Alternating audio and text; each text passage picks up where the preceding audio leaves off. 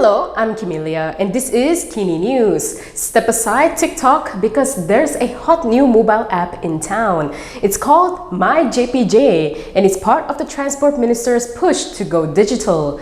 While you're unlikely to find fun dance videos on it, you can expect to find all you need to be roadworthy on Malaysian roads. Motor vehicle licenses, also known as road tax stickers, are no longer required to be displayed on privately owned vehicles effective today. The decision was announced by Transport Minister Anthony Loke this morning. Mulai 10 Februari 2023, iaitu hari ini, pemilik kenderaan persendirian yang merupakan warga negara Malaysia boleh menggunakan mod paparan LKM digital ataupun e-LKM melalui portal awam e-LKM dan LMM digital e-LMM lesen pemandu Malaysia melalui portal awam JPJ atau aplikasi mobile My JPJ. The minister stated that this change will be implemented in stages, with the first phase affecting individual private vehicles, including motorcycles owned by Malaysians. Saya mengalu-alukan semua pemandu dan pemilik kenderaan untuk beralih ke platform digital. Dengan pendigitalan, keadaan sesak dan beratur panjang di kaunter JPJ akan berkurang, dan ini akan menyumbang kepada peningkatan produktiviti dan keselesaan rakyat. However, he said that drivers and vehicle owners can still display their road tax stickers during the interim period of the digital transition. Loke added that enforcement will be carried out against any individuals driving without valid licenses.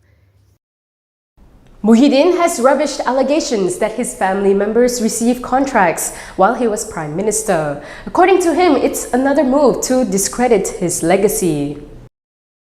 Muhyiddin Yassin has denied any involvement in the award of a lucrative contract allegedly linked to his son-in-law, Adlan Berhan. This comes after a report that the MACC was investigating the award. The probe was initiated on the grounds of possible abuse of power in the National Integrated Immigration System. However, the former Prime Minister called this an attempt by the current administration led by Prime Minister Anwar Ibrahim to tarnish his and his family's dignity.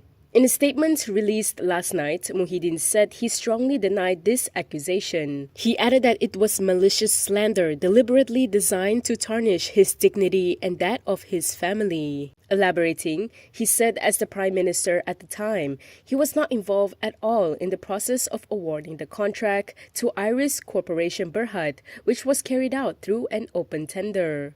He also revealed that the contract procurement process was made according to the government's normal procurement procedures under the purview of the Finance Ministry and related ministries. Muhyiddin said none of his family members have links in Iris Corporation Berhad, either as company directors or shareholders. It's safe to say most doctors are amazing people, and most people would trust a doctor with their lives. However, if the allegations in the next story are true, it shows that a noble profession may not truly represent who someone is as a person. The police have arrested a doctor at the Kemaman Hospital for allegedly molesting a 12-year-old female patient at the children's ward. Terengganu Police Chief Rohaimi Issa said the 30-year-old doctor was arrested at about 1:50 p.m. yesterday after a report was lodged by the girl's mother. According to the victim, the doctor who treated her had opened her blouse and touched her. The doctor also allegedly took pictures of the minor using his handphone. Rohaimi said the police had also seized the suspect's phone to facilitate the probe. The suspect will be taken to court today to obtain a remand order for investigation. The probe is being carried out under Section 14, Bracket A of the Sexual Offences Against Children Act for physical sexual assault. The Malaysian political landscape surely has changed since GE15, and according to one lawmaker, it's the kind of change that could propel Malaysia forward. Bangi MP Shahrizan is learning to cope with the paradigm shift of the nation's political landscape. The first time MP has suddenly found himself part of a federal government coalition that also includes the one-time dominant BN.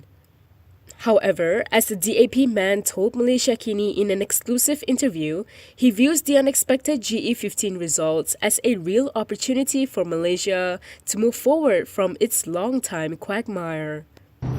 We are now together with UMNO in the federal government. At least some of the attacks against us have quietened down. So I think this gives us the opportunity to actually move forward with a more policy-oriented politics, where you're not talking about race and religion, but about policies, about issues, and it allows for, I suppose, more interactions when it comes to certain common issues. Shahrizan expressed the hope that this new dynamic would see a shift away from toxic and divisive politics. In fact, if you look at my campaigns, a lot of it was attacking UMNO, and I think it's everywhere. This is everywhere. But now that we have this situation, it means that it gives the opportunity for us to actually reset our political discourse and our political makeup. He pointed out that his constituency has shifted away from BN more than 15 years ago. The 2018 general election, in which UMNO BN dominance was finally ended, was a seismic shift, and yet the old order has fallen in a way without being clear what the new order is. Shahrizan feels that people should not be afraid to step up and shape the future. He speculated that moving forward, even if there's no electoral cooperation between Harapan, BN, and other parties in the government, the way that politics is done will change. Nonetheless, the fact that PAS is the largest single party in the Dewan Rakyat is not lost on Shahrizan. The Perikatan Nasional Shadow Cabinet was criticized for not being diverse enough, yet the coalition is gaining strength in many of the rural states that represent the Malay heartland. A survey has found that only 20% of those interviewed are not happy with Anwar Ibrahim's leadership. Prime Minister Anwar Ibrahim has received positive ratings from over 2/3 of the respondents interviewed for a survey, or 68%. The survey by Merdeka Center was carried out in the second month after GE15.